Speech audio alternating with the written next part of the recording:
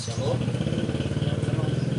Ya, Bapak Ibu, saudara-saudara yang dikasihi Tuhan, pembacaan parasa kita hari ini sudah sampai di dalam kitab Bilangan, pasalnya yang terakhir yaitu pasal 36, di mana di sana Tuhan menjelaskan, memberitahukan kepada Mose tentang pembagian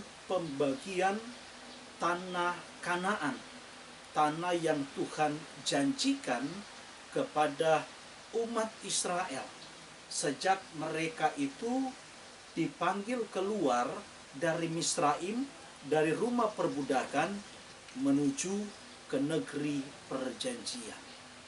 Nah, apa yang disampaikan oleh Tuhan melalui Mose tentang negeri Kanaan, negeri perjanjian, ini semata-mata untuk membuktikan kepada umat Israel, kepada umat pilihan Tuhan, dan membuktikan kepada saudara dan saya bahwa Dia yang berjanji itu adalah setia. Jadi sekali lagi kita menyembah, kita sedang mengiring, mengikuti Tuhan yang setia kepada apa yang sudah Dia janjikan. Sebagaimana yang dikatakan dalam Bilangan pasal 23 ayat 19 bilang bahwa Elohim itu bukanlah manusia sehingga ia berdusta, bukan anak manusia sehingga ia menyesal. Masakan ia berfirman dan tidak melakukannya, atau berbicara dan tidak menepatinya.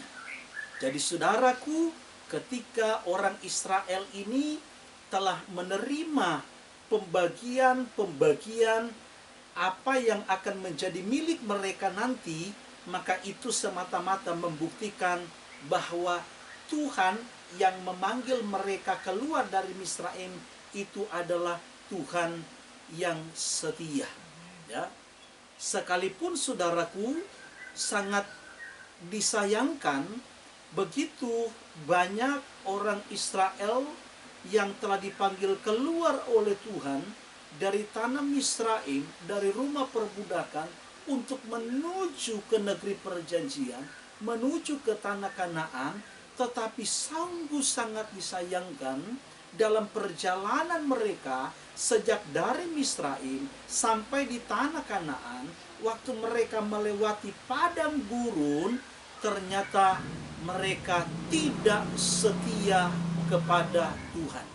Sehingga apa yang telah dijanjikan oleh Tuhan, ya, untuk negeri perjanjian ini, tanah Kanaan ini yang penuh dengan kelimpahan, yang penuh dengan kenikmatan, itu tidak dinikmati oleh sebagian banyak orang Israel yang keluar dari Misraim, termasuk di dalamnya Mose dan Aharon yang mati sebelum mereka memasuki tanah Kanaan. Nah, saudara-saudaraku, inilah yang dikonfirmasi oleh kitab suci, oleh Rasul Saul di dalam kitab 1 Korintus pasalnya yang ke-10. Saya mau ulangi kembali lagi membacakan untuk kita semua. 1 Korintus pasalnya yang ke-10 ayat yang ke-5 dan ayat yang ke-6 bilang begini. Tetapi sungguh pun demikian, Elohim tidak berkenan kepada bagian yang terbesar dari mereka, karena mereka ditewaskan di padang gurun. Semuanya ini telah terjadi sebagai contoh bagi kita untuk memperingatkan kita bahwa jangan kita menginginkan hal-hal yang jahat seperti yang telah mereka perbuat. Ayat yang ke-11, semuanya ini telah menimpa mereka sebagai contoh dan dituliskan untuk menjadi peringatan bagi kita yang hidup pada waktu di mana zaman akhir tiba. Makanya apa yang sering kali saya sampaikan untuk kita semua menjadi peringatan bagi kita semua. Kalau ini dituliskan oleh Saul dan diberikan warning oleh Saul, berarti ada kemungkinan besar bahwa orang-orang yang sudah terima kepada Yeshua, yang sudah percaya kepada Yeshua, yang adalah jalan kebenaran dan hidup, bisa gagal menikmati negeri perjanjian, Kanaan sorgawi atau Samaim yang dijanjikan oleh Tuhan. Ini dipertegas kembali di dalam kitab Ibrani pasalnya yang ketiga dari ayat yang ke-7. Perhatikan baik-baik. Sebab itu, seperti yang dikatakan Roh Kudus pada hari ini, jika kamu mendengar suaranya, janganlah keraskan hatimu seperti dalam kegeraman pada waktu pencobaan di padang gurun, di mana nenek moyangmu mencobai aku dengan jalan menguji aku, sekalipun mereka melihat perbuatan-perbuatanku 40 tahun lamanya. Itulah sebabnya aku murka kepada angkatan itu dan berkata, selalu mereka sesat hati dan mereka tidak mengenal jalan-jalanku, sehingga aku bersumpah dalam murkaku, mereka takkan masuk ke tempat perhentianku. Waspadalah hai saudara-saudara, supaya di antara kamu jangan terdapat seorang yang hatinya jahat dan yang tidak percaya, oleh karena ia murtad dari Tuhan yang hidup. Tetapi nasihatilah seorang akan yang lain setiap hari, selama masih dapat dikatakan hari ini, supaya jangan ada di antara kamu yang menjadi tegar hatinya karena tipu daya dosa.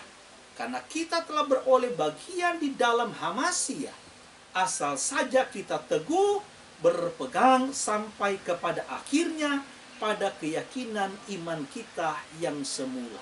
Jadi yang di sini penulis kitab Ibrani mau menegaskan kepada kita bahwa yang paling penting adalah bagaimana kita berpegang teguh kepada iman kita, kepada pengharapan kita, dengan tetap hidup tekun dan setia berpegang kepada segala perintah-perintah Tuhan. Itulah sebabnya kita sering kali mendengar ada ayat yang berkata, banyak yang dipanggil tetapi sedikit yang dipilih. Itulah sebabnya saudara, bukan yang menentukan kita adalah bagaimana startnya kita, bagaimana kita memulainya, ya. Tetapi yang paling penting adalah justru bagaimana kita itu bertahan. Bagaimana di dalam perlombaan iman ini, di dalam kehidupan yang kita jalani ini, kita tetap bertahan di dalam iman yang teguh, berpengharapan kepada Yeshua, dengan tetap hidup menjalankan apa yang Tuhan perintahkan. Nah, saudara-saudaraku yang dikasihi Tuhan, kalau kita berbicara tentang tanah perjanjian, negeri Kanaan, di mana di sana ada kenikmatan, di mana di sana ada kelimpahan, di mana di sana ada keberkatan, maka kita diingatkan ketika Yeshua waktu dia ada di bumi ini, dia seringkali memberikan satu pernyataan kepada murid-muridnya, kepada para pengikutnya tentang suatu tempat, ya, tentang suatu tempat di mana di sana tidak ada yang namanya tangisan, tidak ada yang namanya air mata, tidak ada yang namanya penderitaan, nggak ada yang namanya pergumulan. Di sana itu hanya ada kesenangan, kebahagiaan, kehidupan di dalam kekekalan. Inilah yang dijanjikan oleh Yeshua HaMasyiah ketika dia ada di dunia, yaitu tentang keselamatan yang kekal. Menikmati negeri perjanjian, Kanaan surgawi, Samayim, yang sudah disediakan oleh Tuhan bagi setiap orang yang percaya kepada Dia, yang setia, yang hidup mentaati, melakukan apa yang Tuhan perintahkan. Saudara bisa bayangkan bagaimana para nabi, khususnya Nabi Yesaya, melukiskan, menggambarkan tentang keadaan, ya, tentang situasi, tentang suasana di dalam yang namanya langit dan bumi yang baru, yang namanya Yerusalem baru.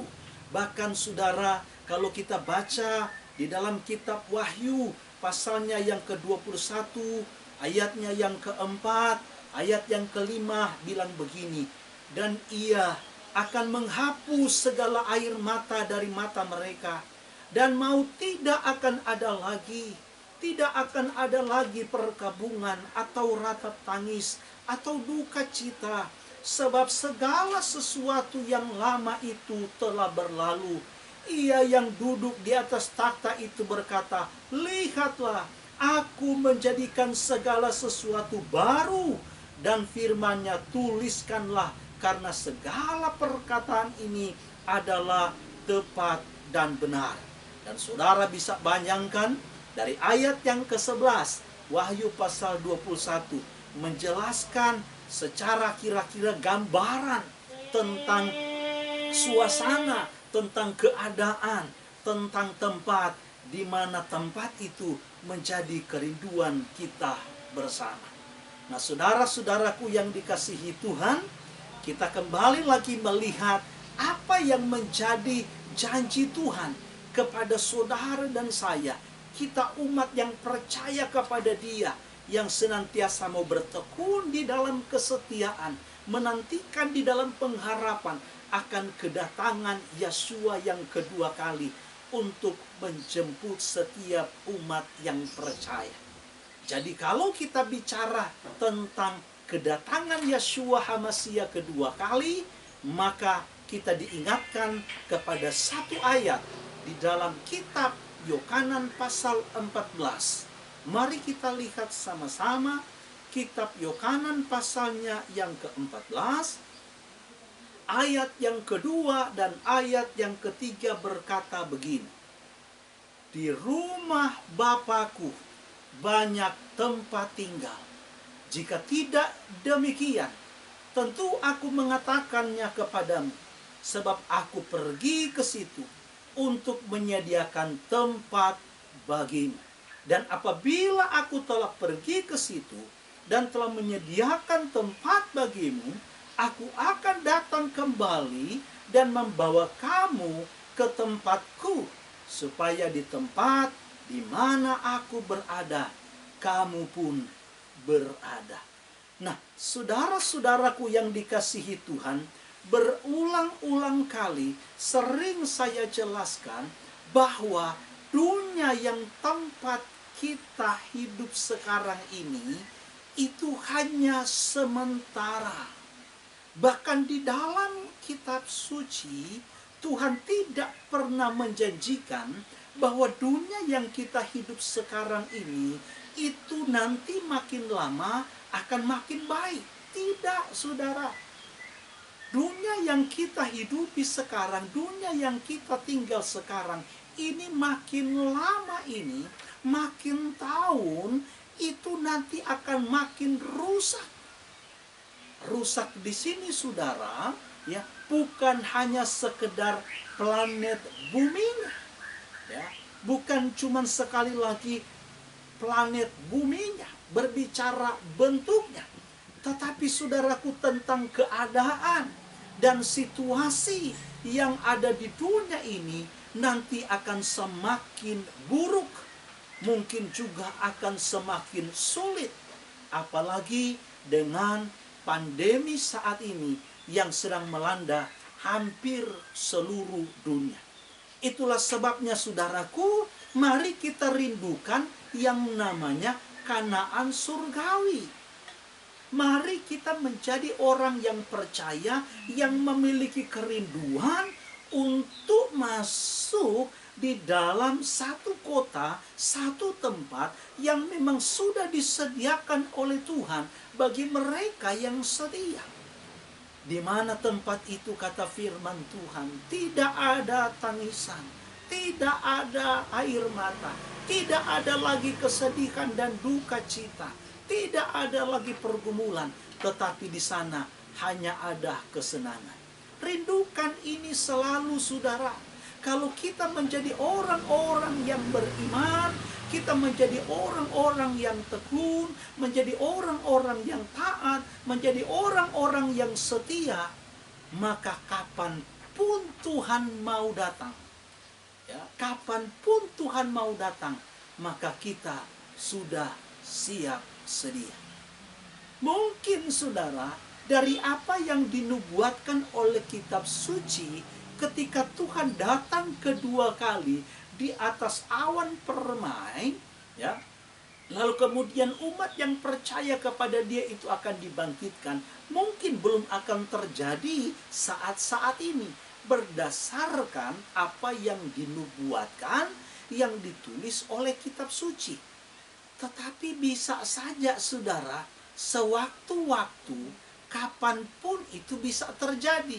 Kalau Tuhan belum datang, kita yang bisa datang kepada Tuhan. Jadi kita yang datang menghampiri Tuhan melalui yang namanya maut atau kematian. Sehingga kalau kita menjadi orang-orang yang setia, menjadi orang-orang yang taat, maka kematian itu bukan sesuatu yang menakutkan bagi kita. Ya. Itulah sebabnya kita diingatkan kembali lagi oleh firman Tuhan di dalam ayat yang ketiga tadi, Yohanan pasal 14, bahwa aku akan datang kembali. Yesua mengingatkan kepada umat yang percaya bahwa aku akan datang kembali. Nah, memang saudara, berbicara tentang kedatangan Tuhan ini, ya, karena mungkin terlalu lama penantiannya, menunggu dan menunggu kok tidak kunjung datang, sehingga akhirnya ada banyak orang yang tidak lagi percaya kepada kedatangan Yesua yang kedua kali. Ya, tentunya dari kalangan orang-orang Kristen sendiri. Ya, kalau memang di luar daripada iman Kristen, ya mungkin ini berbeda lagi. Dan itulah yang terjadi dari sejak zaman para rasul, ya, para talmidin. Dalam kitab 2 Kefa 3 ayat 3 sampai yang keempat, mari kita perhatikan sama-sama. 2 Kefa 3 ayat 3 sampai 4 bilang begini: yang terutama harus kamu ketahui ialah bahwa pada hari-hari zaman akhir akan tampil pengejek-pengejek dengan ejekan-ejekannya, yaitu orang-orang yang hidup menuruti hawa nafsunya. Kata mereka, di manakah janji tentang kedatangannya itu? Sebab sejak bapa-bapa leluhur kita meninggal, segala sesuatu tetap seperti semula pada waktu dunia diciptakan. Nah, saudaraku, ada kelompok orang yang seperti ini. Loh, mana? Katanya Tuhan mau datang. Katanya kita sudah di akhir zaman. Katanya kita sudah di penghujung. Tapi kok enggak datang-datang? Lalu kemudian orang sudah mulai meragukan akan pernyataan yang ditulis di dalam kitab suci ini. Ya. Kenapa? Karena buktinya dari zaman dunia dijadikan, bapak-bapak gereja, bahkan dari sejak zaman nabi-nabi, kok Tuhan itu enggak datang-datang. Ya. Tetapi ada orang juga, saudaraku, yang memang percaya betul dengan iman, ya, akan kedatangan yang namanya Yeshua HaMashiach. Bahkan saking percayanya akan kedatangan Yeshua HaMashiach, ya, kalau ada pendetanya, kalau ada gembalanya, apalagi kalau dia itu sudah dianggap sebagai seorang nabi, maka ketika dia berbicara tentang kedatangan Tuhan, ya, ada jemaat-jemaat, ada kelompok orang-orang yang percaya. Ya, kita lihat ada banyak peristiwa di tahun-tahun yang lalu, ada kelompok orang-orang yang berkumpul untuk menantikan kedatangan Yeshua HaMasiah. Ya, memang dari sisi positif baik, ada rasa antusias, ya, ada satu gairah yang menggebu-gebu untuk menantikan kedatangan Yeshua. Tetapi di sisi lain, saudaraku, mereka lupa apa yang menjadi pernyataan Yeshua, bahwa tentang kedatangannya Anak Manusia pun tidak tahu, malaikat-malaikatnya pun tidak tahu. Yang tahu itu hanya Bapa sendiri. Jadi kalau malaikat saja tidak tahu, jadi kalau Anak Manusia saja tidak tahu, maka pendeta pun tidak boleh yang namanya sok tahu. Ya, tidak boleh sok tahu. Kenapa, saudara? Karena memang umat yang percaya, siapapun mereka, apapun statusnya, mau dia pendeta, mau dia dikatakan nabi, mau dia dikatakan rasul, kita tidak pernah disuruh oleh Tuhan untuk menjadi tim sukses tim perencanaan akan kedatangan Mesias yang kedua kali. Tidak. Tetapi kita ini disuruh oleh Tuhan untuk menjadi tim sukses penyambutan akan kedatangan Yeshua kedua kali. Kapan dia mau datang? Tidak tahu. Tetapi kita di sini harus menyediakan segala sesuatu, harus bersedia, harus berjaga-jaga. Ya, sebagaimana yang dikatakan di dalam firman Tuhan. Mattityahu pasal 24 ayat yang ke-42. Mari kita lihat sama-sama.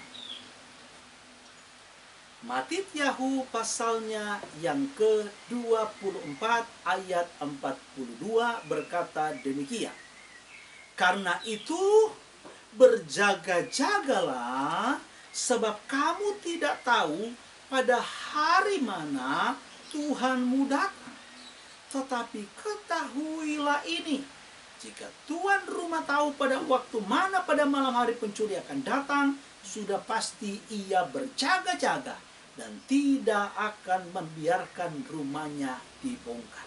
Jadi kita ini disuruh oleh Tuhan sebagai umat yang percaya, sebagai yang saya bilang tim penyambutan itu harus berjaga, harus berjaga-jaga. Ya. Kata berjaga-jaga, kalau kita lihat di dalam Kamus Besar Bahasa Indonesia, maka kita akan menemukan arti berjaga-jaga di sana itu, yaitu pertama, ya, yaitu tidak tidur. Nah, jadi kata pertama-tama itu, saudaraku, arti berjaga-jaga itu adalah tidak tidur, alias terjaga, alias waspada. Sama seperti seorang tugas keamanan, ya, sama seperti seorang security yang mungkin yang menjaga rumah sang tuannya atau sang majikan. Ya, ini yang namanya berjaga-jaga. Seorang yang berjaga-jaga itu tidak boleh tidur. Ya, dia harus tetap terjaga. Ya, dia harus tetap waspada. Nah, inilah maksud pertama dari kata berjaga-jaga yang diinginkan oleh Tuhan. Kemudian saudaraku yang dikasihi Tuhan, yang kedua, arti dari berjaga-jaga di sini adalah siap sedia. Ya. Jadi kalau tadi itu tidak tidur alias waspada, maka hal yang kedua yaitu siap sedia. Jadi maksud siap sedia di sini itu ada antisipasi. Ya, ada antisipasi. Misalnya saudara sudah tahu langit sudah gelap, cuaca sudah mendung, pasti sebentar lagi akan hujan. Sementara saya akan melakukan perjalanan jauh menggunakan sepeda motor. Maka yang namanya berjaga-jaga di sini harus ada antisipasi. Jadi antisipasinya karena sudah tahu cuaca mendung, langit sudah gelap, maka berarti saya harus menyediakan yang namanya jas hujan. Itu namanya orang berjaga-jaga. Jadi bukan sekedar tidak tertidur, bukan hanya sekedar terjaga alias waspada, tetapi juga harus ada langkah berikutnya, yaitu namanya antisipasi. Ya, yang namanya antisipasi. Nah, saudara-saudaraku, ini penting bagi kita karena memang kita hidup di akhir zaman. Bahkan saya percaya melihat situasi sekarang ini, saudara pasti setuju bahwa kita sekarang ini ada di penghujung zaman. Ya. Sekarang saudaraku, kalau kita berbicara tentang kedatangan Yeshua kedua kali, sebagaimana yang dia sampaikan bahwa aku akan kembali. Berulang-ulang kali dia sampaikan bahwa aku akan kembali. Ya, baik pernyataan itu keluar dari mulutnya sendiri maupun melalui para muridnya, bahwa aku pasti kembali.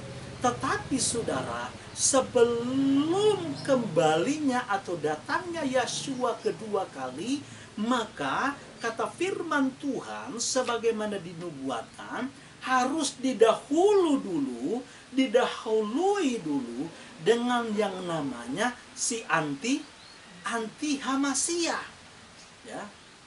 Harus didahului dulu yang namanya anti Hamasia. Nah, sekarang ini saudara-saudaraku yang dikasihi Tuhan, banyak orang beranggapan, ya sekali lagi, banyak orang beranggapan bahwa yang namanya microchip, nah ini sudah mulai kepada apa yang ingin saya utarakan dan sampaikan. Ya, yang namanya microchip itu adalah suatu alat yang nanti kelak akan digunakan oleh namanya anti Hamasia atau antikris, yaitu 666. Pertanyaannya, apakah benar demikian sesuai dengan apa yang ditulis di dalam kitab suci?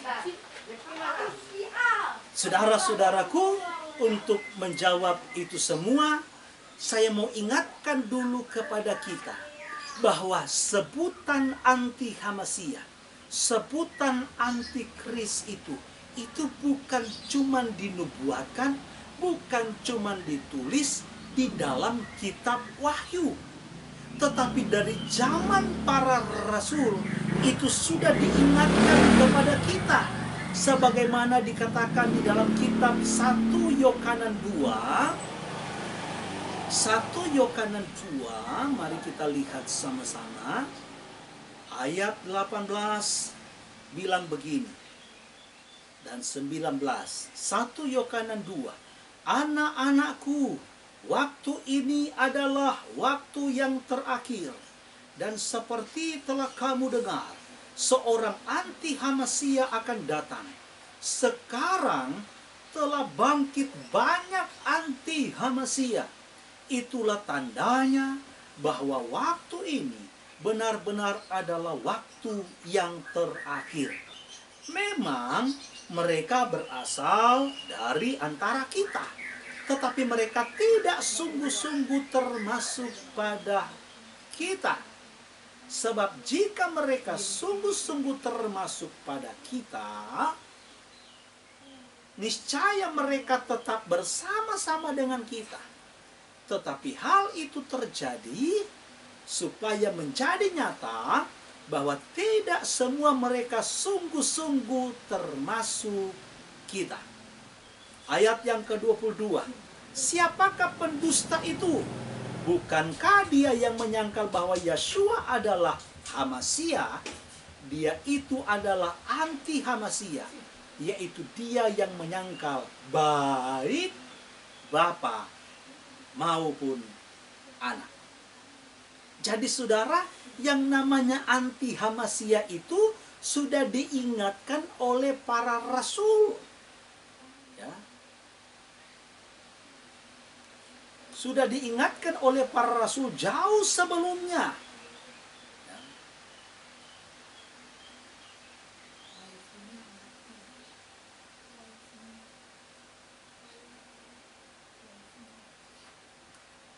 Nah, jadi sekali lagi saudara, sebentar ada yang tidak mute.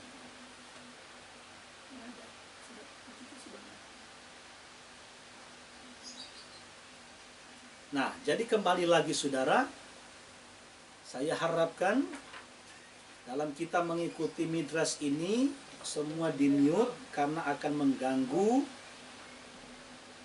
suara dari yang membawa midras. Nah, sekarang kita lihat sama-sama kembali dalam kitab 2 Yohanes 1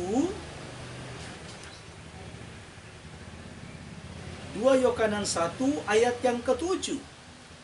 Sebab banyak penyesat telah muncul dan pergi ke seluruh dunia yang tidak mengaku bahwa Yeshua itu adalah si penyesat dan anti Hamasia. Waspadalah supaya jangan kamu kehilangan apa yang telah kami kerjakan itu, tetapi supaya kamu mendapat upamu sepenuhnya. Jadi saudaraku yang dikasihi Tuhan, saya ingin menjelaskan kepada kita, mengingatkan kepada kita bahwa yang sempurna itu hanya Tuhan. Yang sempurna itu hanya Bapa Yahweh. Ya. Tidak ada saudaraku semua makhluk yang Dia ciptakan yang dapat menyaingi yang namanya Tuhan.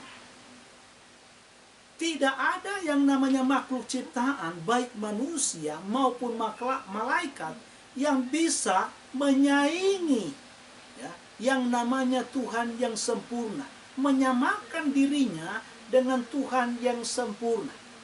Maka jangan heran pekerjaan daripada hasatan ini, pekerjaan dari iblis ini adalah berupaya, berusaha untuk menyerupai yang sempurna. Sekali lagi saudara, ini tugas daripada iblis.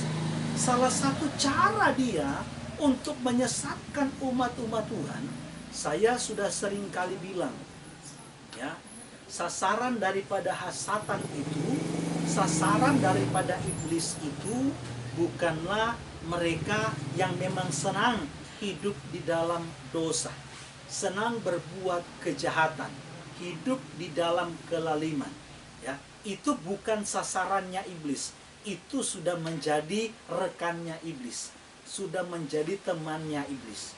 Tetapi yang menjadi sasaran, menjadi target utamanya iblis adalah setiap umat Tuhan, setiap pribadi yang mau berusaha untuk hidup di dalam kekudusan, untuk hidup di dalam ketaatan kepada firman Tuhan, dan membawa hidupnya untuk semakin didewasakan di dalam Tuhan, bahkan semakin disempurnakan di dalam Tuhan. Ini yang menjadi sasaran iblis. Makanya salah satu strategi yang sering kali dipakai, digunakan oleh iblis adalah bagaimana dia berupaya, berusaha untuk menyerupai, ya, untuk menyerupai yang asli, menyerupai yang benar, padahal sejatinya dia tidak benar. Sejatinya saudara, dia tidak benar, tetapi dia berusaha untuk menyerupai Tuhan yang benar. Dia menyerupai tentang apa yang menjadi isi hati dan kehendak Tuhan. Ini penting. Makanya saudara yang dikasihi Tuhan, kita tahu bersama, saya sudah pernah menjelaskan tentang Elohim yang Echad. Elohim yang Echad itu adalah Bapa yang dari dalamnya itu keluarlah Sang Putra, kemudian juga namanya Ruach HaKodes. Nah, iblis juga saudara tidak mau kalah. Iblis itu saudaraku, kepalanya itu, big bossnya itu saudaraku, bos besarnya itu adalah hasatan itu, iblis itu. Itulah big bossnya. Lalu kemudian mau meniru kepada Sang Putra yaitu Mesias, maka ada namanya Mesias palsu. Inilah yang disebut anti-Hamasia. Ya. Jadi inilah yang disebut dengan namanya anti-Hamasia. Dan dia adalah satu sosok. Dia adalah satu pribadi. Lalu kemudian ada yang namanya nabi-nabi palsunya. Jadi ini prajurit-prajurit daripada anti-Hamasianya. Ya. Nah, kembali lagi saudara-saudaraku yang dikasihi Tuhan, maka ini menjadi penting bagi kita. Apakah benar microchip itu merupakan alat yang digunakan oleh anti-Hamasia atau anti-Kris ini, yaitu 666. Di dalam kitab Wahyu pasalnya yang ke-13. Wahyu pasalnya yang ke-13. Mari kita lihat sama-sama.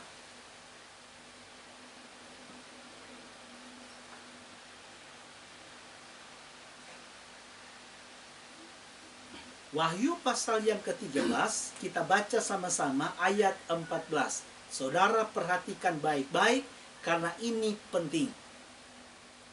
Ia menyesatkan mereka yang diam di bumi dengan tanda-tanda yang telah diberikan kepadanya untuk dilakukannya di depan mata binatang itu.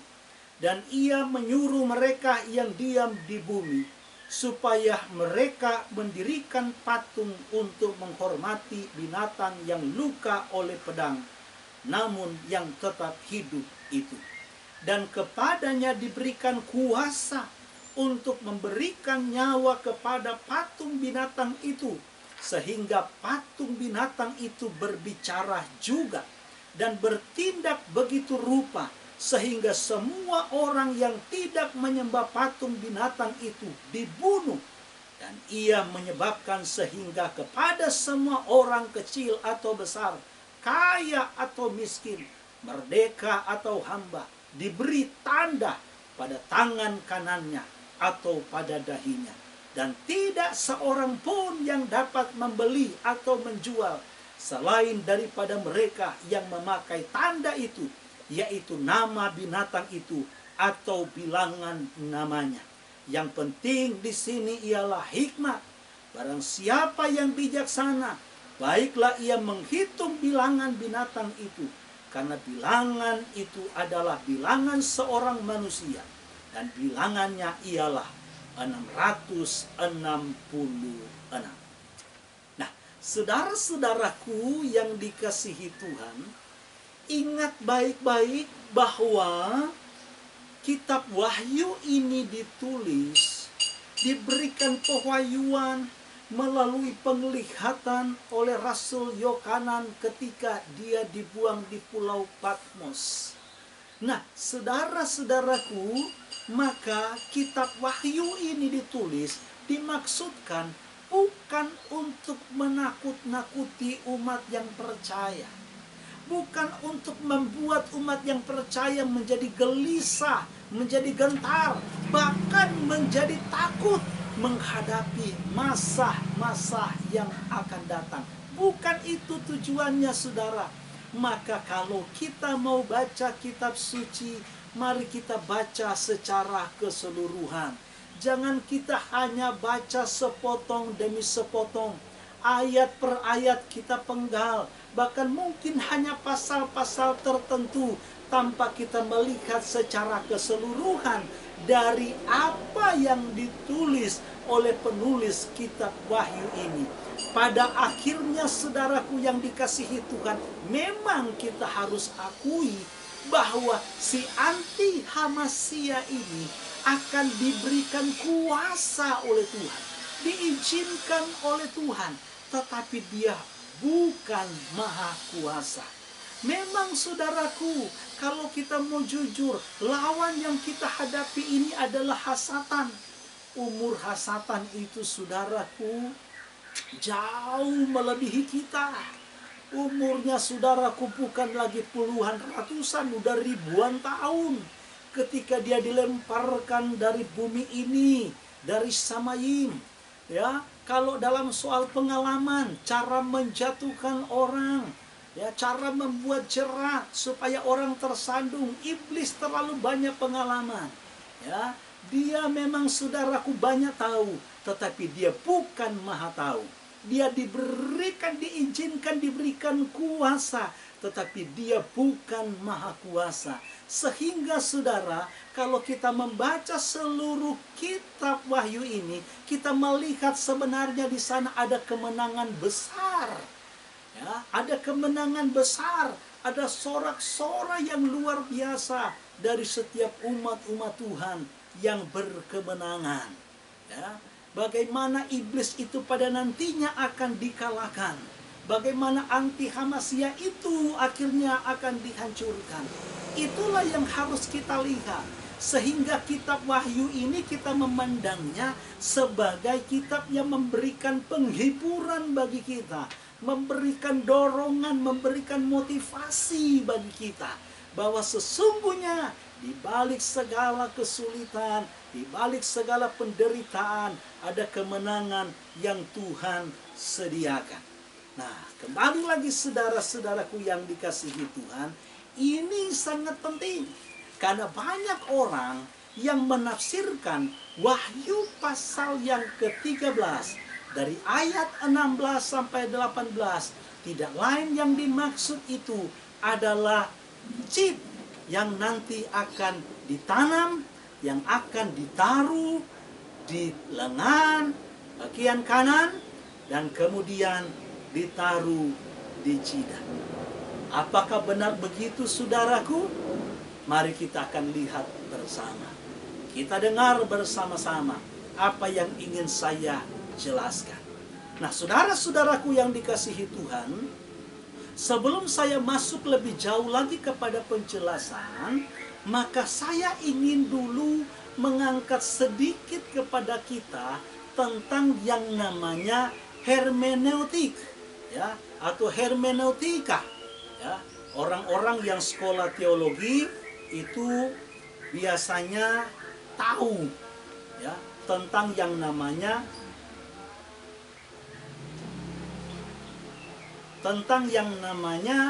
ilmu menafsir kitab suci, ya. Jadi sekali lagi saudaraku, ilmu menafsir kitab suci, khususnya yang namanya kitab Wahyu.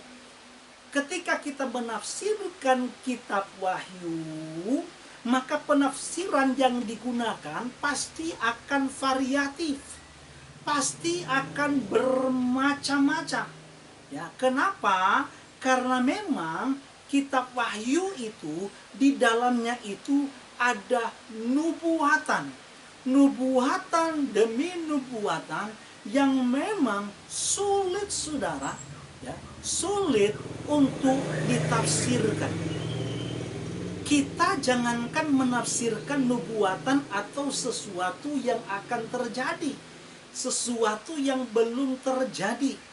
Kita menafsirkan ayat yang sudah terjadi saja, peristiwa di zaman Yeshua misalnya, di zaman para murid misalnya, itu saja masih menimbulkan kontroversi. Ya, jadi menafsirkan sesuatu yang sudah terjadi, yang sudah dituliskan, itu saja masih kontroversi loh saudara. Ya. Misalnya contoh yang paling sederhana tentang Sabat. Ada orang-orang yang berpikir bahwa perhitungan Sabat itu, perhitungan hari pertama itu dimulai ketika yang namanya bulan baru, ya, awal bulan, atau dalam bahasa Ibrani disebut Rosh Kodesh, ya. Sehingga setelah Rosh Kodesh itu, ya, itu adalah awal, ya. Maka ada kelompok, ada orang-orang yang memahami Rosh Kodesh atau bulan baru itu disebut dengan Sabat baru atau Sabat New. Sementara ada kelompok yang memahami yang namanya Sabat itu tidak harus menunggu yang namanya Rosh Kodesh. Tetapi memang Sabat itu sudah ditentukan sejak penciptaan, ya, sejak penciptaan, yaitu mengikuti yang namanya pekanan yang Tuhan sudah nyatakan dalam penciptaan Kejadian pasal 1. Nah, ini saja saudara contoh, ya, yang sudah terjadi saja itu masih menimbulkan multitafsir, masih menimbulkan kontroversi, apalagi sesuatu yang sebelum terjadi, khususnya yang namanya kitab Wahyu ini, ya. Makanya saudara, dalam penafsiran Alkitab atau kitab suci yang paling bisa diterima, ya, secara luas dalam menafsirkan kitab suci itu tidak lain adalah secara literal, ya. Jadi saudaraku, penafsiran yang paling bisa diterima secara luas dalam kita menafsirkan kitab suci ini adalah penafsiran secara literal. Artinya literal itu bagaimana kita memahami teks itu secara wajar-wajar saja, ya. Wajar itu, ya, maksudnya kita melihat teks itu, apakah itu maknanya, apakah itu maksudnya memang secara hurufiah atau sekedar figuratif atau yang namanya simbolis. Jadi sekali lagi saudaraku, secara wajar di sini yang saya maksudkan adalah bagaimana kita melihat satu konteks, satu ayat, satu pasal itu, apakah memang maknanya itu secara hurufiah atau secara simbolis atau figuratif. Ini penting, ya. Misalnya contoh dalam Wahyu ada naga. Naga itu kira-kira simbolis apa? Hurufiah. Kan begitu. Tentu yang dimaksud oleh kitab Wahyu bukanlah hurufiah, bukanlah naga beneran. Kita melihat di Wahyu di sana ada digambarkan bagaimana ada makhluk yang keluar dari dalam laut. Apakah itu figuratif, apakah itu simbolis atau hurufiah? Kan tentu saudaraku ini simbolis. Belum lagi kita melihat ada di sana, biarlah pohon-pohon bertepuk tangan memuji Tuhan, biarlah samudra raya menceritakan perbuatan Tuhan yang besar. Ini semua merupakan simbolis, bukan hurufiah. Tetapi ada ayat-ayat, ya, ada kalimat-kalimat di dalamnya yang memang bermakna harfiah. Misalnya, kejarlah kekudusan. Ini harfiah, bukan simbolis. Berusahalah untuk hidup damai dengan semua orang. Ini adalah hurufiah, bukan simbolis, ya. Nah, jadi saudara-saudaraku yang dikasihi Tuhan, ini penting bagi kita, ya, supaya kita ini tidak salah kaprah, supaya kita ini tidak salah memahami tentang apa yang ditulis oleh kitab Wahyu pasalnya yang ke-13 ayat 16 sampai 18. Saudara bisa bayangkan, ada banyak pendeta-pendeta, ada banyak orang-orang yang saat ini coba saudara, ya, dengan nalar mereka, ya, dengan logika mereka, coba untuk menentukan, mencari tahu kira-kira siapa itu anti-Hamasia. Karena bilangannya katanya adalah bilangan anak manusia, ya. Jadi bilangannya adalah bilangan anak manusia, yaitu 666. Lalu siapa anak manusia yang dimaksud? Saya pernah bertemu dengan seorang pendeta. Dia coba paparkan kajiannya, saudara, dan dia tulis di sana bahwa yang dimaksud oleh wahyu yang adalah anti Hamasia itu tidak lain adalah Muhammad. Coba saudara. Ada lagi yang bilang, saudara, ya, yang anti Hamasia itu tidak lain adalah Barack Hussein Obama. Karena kalau dijumlahkan seluruh hurufnya itu, ya, abjadnya itu dikalikan dengan 6 setiap huruf, karena angka manusia itu, mewakili angka manusia itu adalah 6. Kenapa? Karena Tuhan menciptakan manusia itu pada hari ke-6. Ya, makanya 7 itu selalu adalah angka sempurna. Dan 7 ini seringkali dipakai oleh Tuhan untuk melukiskan, menggambarkan tentang Dia adalah Elohim yang sempurna, yang merancangkan segala sesuatu begitu baik dan sempurna. Kalau kita mau jujur, saudara, kalau kita teliti kitab Wahyu, dari Wahyu 1 sampai pasalnya yang terakhir, pasal 22, kita melihat di sana sebenarnya angka 7 itu lebih banyak dari angka 6. Ya. Angka 666, tapi angka 7 itu jauh lebih banyak. Kita bisa menemukan di sana ada 7 malaikat. Kita menemukan di sana ada 7 jemaat.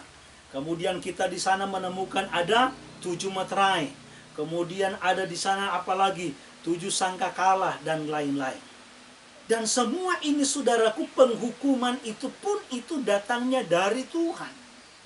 Ini mewakili, menggambarkan tentang Tuhan yang sempurna. Ya. Nah, jadi sekali lagi, saudara, maka jangan heran banyak orang sekarang yang coba mencari tahu sebenarnya siapa yang namanya anti Hamasia. Ada yang bilang lagi Donald Trump. Wah, pokoknya banyak, saudara. Ya, banyak. Nah, itulah sebabnya, saudaraku, firman Tuhan mau ingatkan kepada kita bahwa hendaklah kamu senantiasa berjaga-jaga. Ya, hendaklah kamu senantiasa berjaga-jaga. Kembali lagi kepada yang namanya Wahyu pasal yang ke-13. Ya, saya nanti penjelasan ini akan lanjut sahabat yang akan datang, karena mengingat waktu yang sangat terbatas. Ya.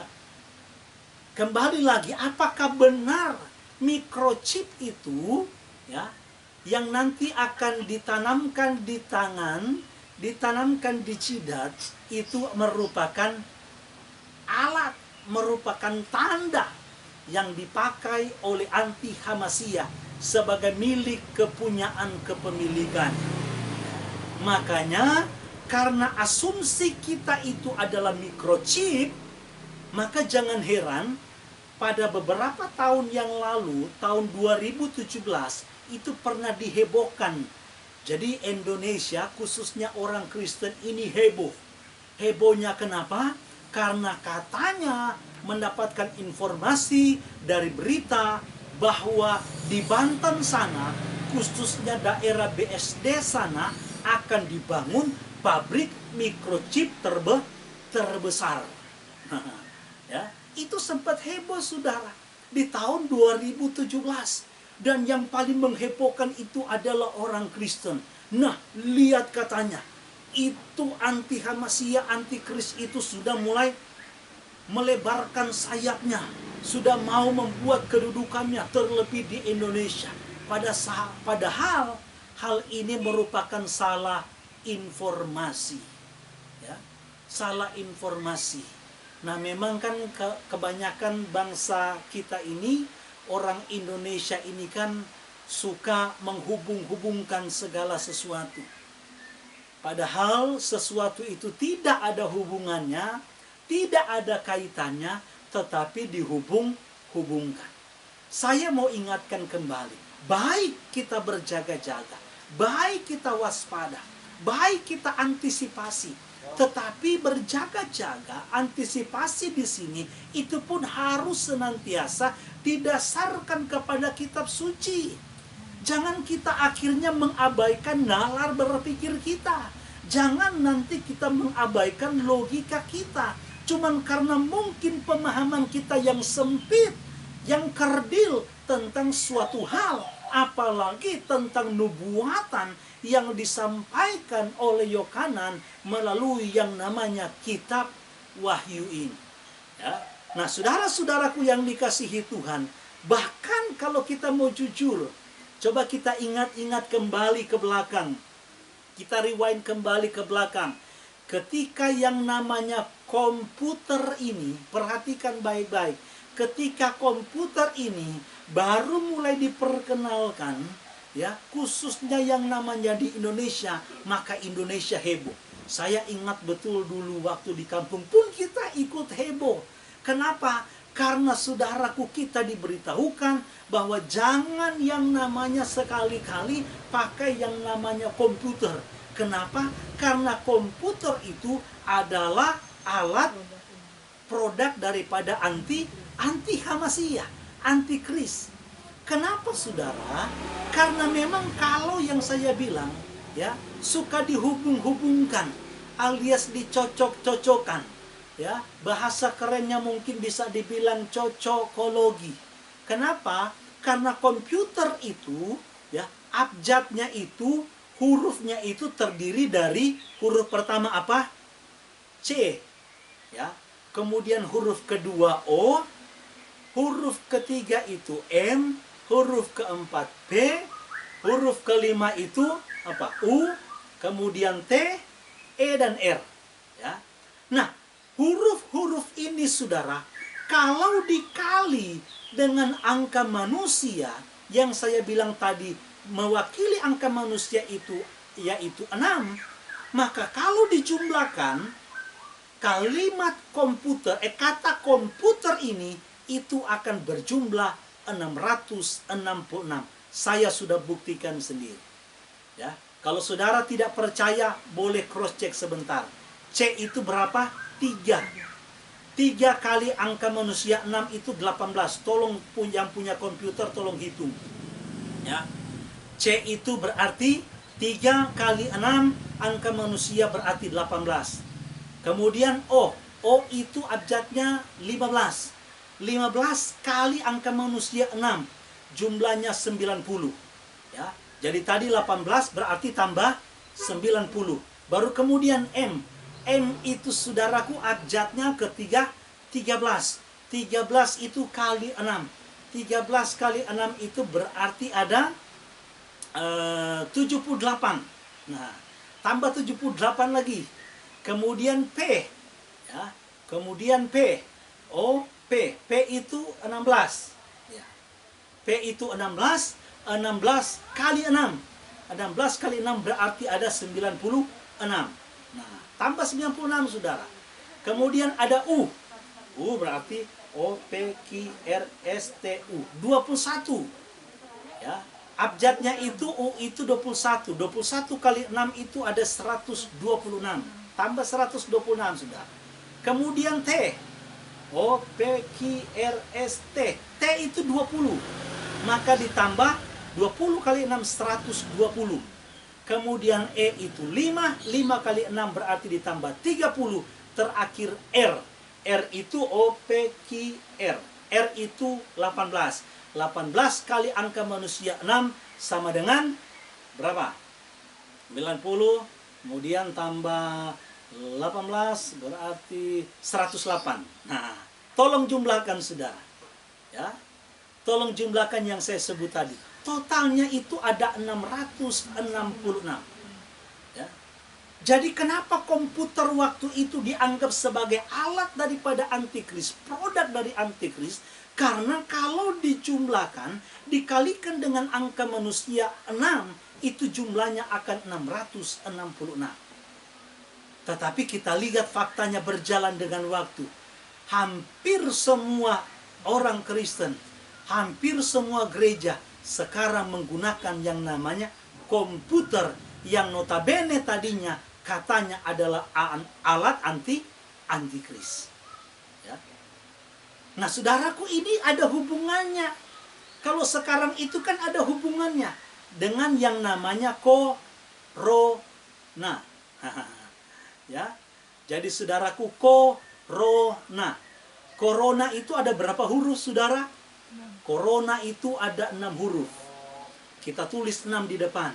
Baru kita jumlahkan setiap abjad. Ya, tulisan corona itu CORONA. Itu ketemu jumlahnya 66. Jadi corona ini adalah 666.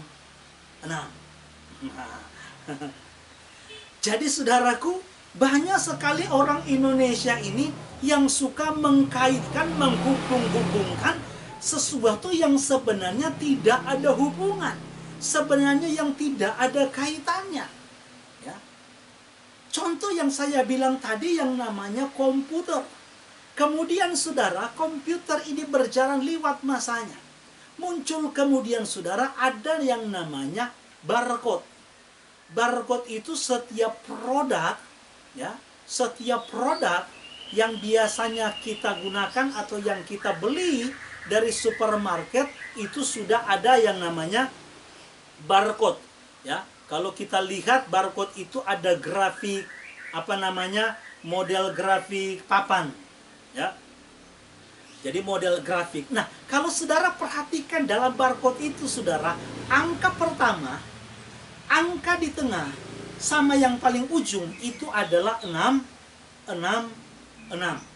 Makanya barcode dulu ketika muncul ini dianggap sebagai alat dari antikris, anti Hamasiah. Ya. Jadi barcode itu dianggap sebagai alat antikris atau anti Hamasiah. Nah, saudara bisa bayangkan kalau saudara pergi di satu supermarket, pasar swalayan, maka ada yang suka beli kadang-kadang sampai 2 troli. Nah, saudara bayangkan kalau misalnya masih pakai model manual kayak dulu. Satu produk ditulis dulu nama produknya, baru ditulis harganya. Itu berapa lama makan waktunya? Kadang-kadang kita nunggu yang sudah pakai barcode saja tinggal jereng, langsung keluar harganya. Itu pun lamanya ampun-ampun. Kenapa barcode ini dihubungkan dengan alat antikris? Karena ada yang namanya angka di awal, ada yang di tengah, sama di akhir itu 666. Ya. Jadi ini saudaraku harus kita paham. Bahkan saudara, internet pun sebagian besar orang Kristen beranggapan bahwa internet itu adalah produk daripada antikris. Ya. Kenapa? Karena apalagi kalau kita lihat, kalau saudara lihat gambar dari Google Chrome, coba saudara teliti, saudara lihat di handphone saudara Google Chrome. Google Chrome itu kalau saudara amati saudara, itu bisa jadi 666, tinggal diputar-putar begini. Itu jadi 666. Apalagi kalau kita misalnya mau cari satu link, harus dimulai dengan yang namanya www, kan? Kemudian apa? Titik, ya, dot atau apalah dan seterusnya. Saya cuma paham www. Nah, dalam bahasa Ibrani, ya, dalam bahasa Ibrani kita tahu bahwa abjad huruf-huruf Ibrani itu bisa mewakili yang namanya angka. Misalnya alef angkanya 1, bet angkanya 2, gimel angkanya 3, dalet angkanya 4, kemudian he angkanya 5, nah, waw itu angkanya 6. Jadi huruf waw itu atau huruf w itu angkanya 6. Berarti kalau w berarti 6. Nah, karena 666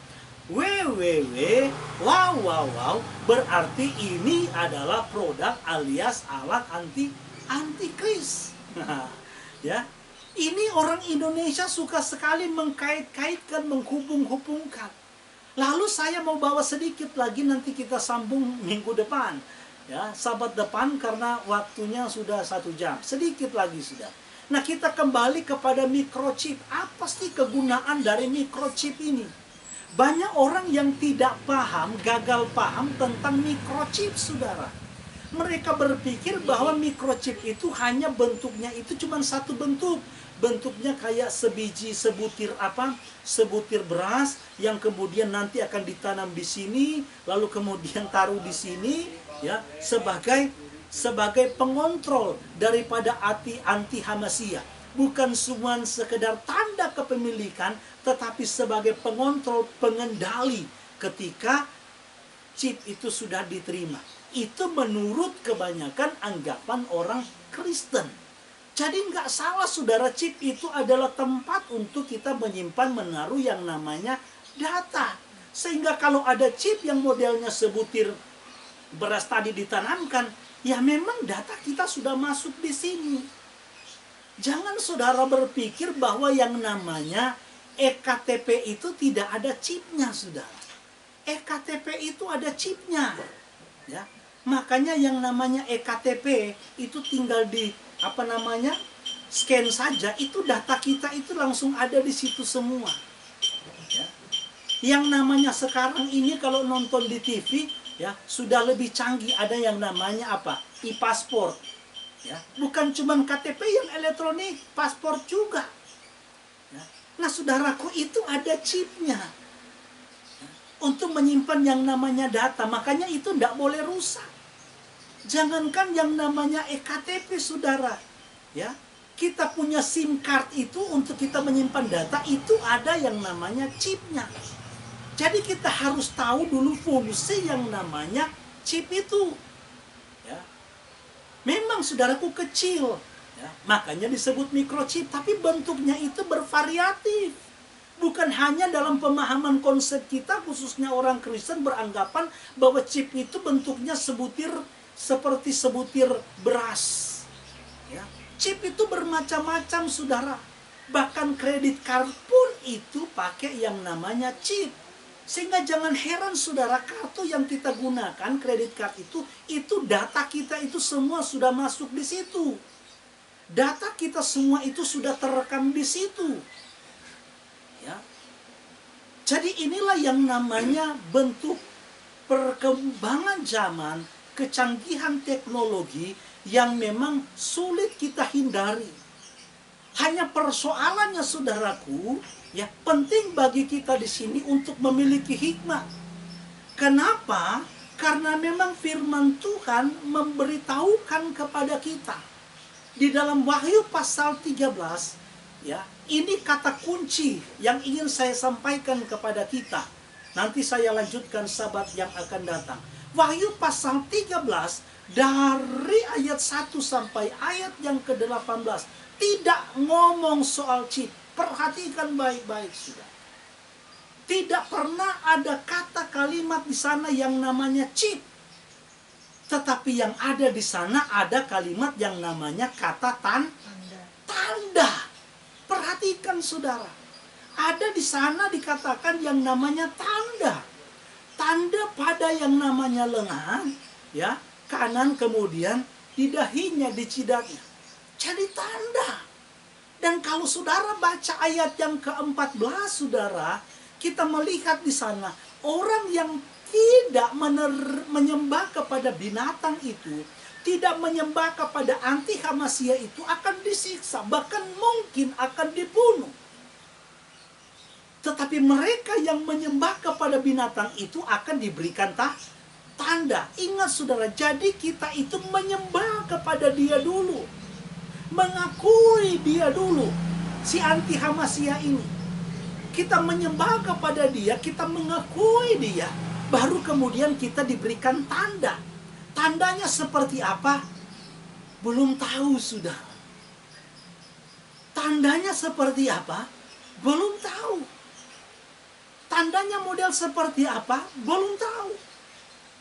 Ada orang bilang ya tandanya itu 666. Bisa nggak? Bisa jadi. Ya. Tandanya seperti itu bisa jadi. tapi juga bisa bukan. Ya. Makanya saudara-saudaraku yang dikasihi Tuhan, yang paling penting di sini adalah bagaimana kita itu menjaga hati kita, menjaga hidup kita untuk membawa hidup ini semakin selaras dengan firman. Kalimat terakhir, perhatikan baik-baik. Ya. Ini kalimat terakhir menjadi peringatan bagi kita. Yang saya takutkan begini, saudara. Yang saya takutkan orang Kristen berpikir, atau banyak orang berpikir, lu mau hidup jahat kayak apa? Lu mau hidup bejat kayak apa? Lu mau hidup langsatan kayak apa? Itu tidak jadi masalah. Yang penting jangan sekali-kali yang namanya terima chip itu. Ya. Jadi saudaraku yang dikasihi Tuhan, akhirnya orang Kristen cuman alergi, anti yang berhubungan dengan yang namanya chip. Tetapi tidak memperbaiki hidupnya, tidak memperbaiki kualitas dirinya untuk bagaimana supaya semakin hari, semakin waktu, semakin serupa dengan Yeshua HaMashiach. Ini yang saya khawatirkan. Padahal firman Tuhan katakan tadi yang sudah kita baca, surat Yohanan, baik yang pertama maupun yang kedua, bahwa anti HaMashiach itu, saudaraku, para pengikut, nabi-nabi palsu, itu sudah ada di sekitar kita. Sudah ada di sekitar kita. Dengan menyampaikan sesuatu, menyampaikan seolah-olah ini firman dari Tuhan. Padahal Tuhan tidak pernah menghendaki akan hal itu. Bayangkan saja saudaraku, orang berita tentang Sabat, mereka cuek. Mereka anggap remeh.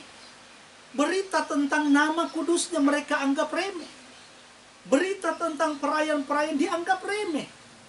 Tetapi kalau sudah menyangkut yang namanya chip, saudara, nah ini yang harus betul-betul kita waspada. Ini yang berbahaya, saudara. Padahal saya katakan di dalam kitab Wahyu itu adalah kitab penghiburan, di mana di sana memberikan satu peringatan tegas bagi kita. Ya. Walaupun memang ada juga penafsiran yang berbeda, bahwa ada yang beranggapan memahami bahwa orang percaya akan diangkat sebelum anti HaMashiach berkuasa. Ada yang memahami bahwa orang percaya itu akan diangkat di tengah-tengah masa kekuasaan dari anti HaMashiach. Tapi ada juga yang memahami bahwa orang percaya nanti akan diangkat setelah masa anti HaMashiach itu selesai, yaitu kurang lebih 7 masa atau 7 tahun. Nah, saudara-saudaraku yang dikasihi Tuhan, tetapi inilah bagian yang harus betul-betul kita syukuri, bahwa kalau setiap hari, setiap waktu, setiap saat kita mencoba berusaha untuk hidup menyenangkan hati Tuhan sebagai ibadah kita yang sejati, ibadah yang hidup berkenan kepada Tuhan. Tuhan memberkati kita semua. Nanti untuk maksud daripada ayat Wahyu 13, ayat yang ke-16 sampai 18, saya akan jelaskan kembali kepada kita di Sabat yang akan datang. Tuhan memberkati kita semua. Mari kita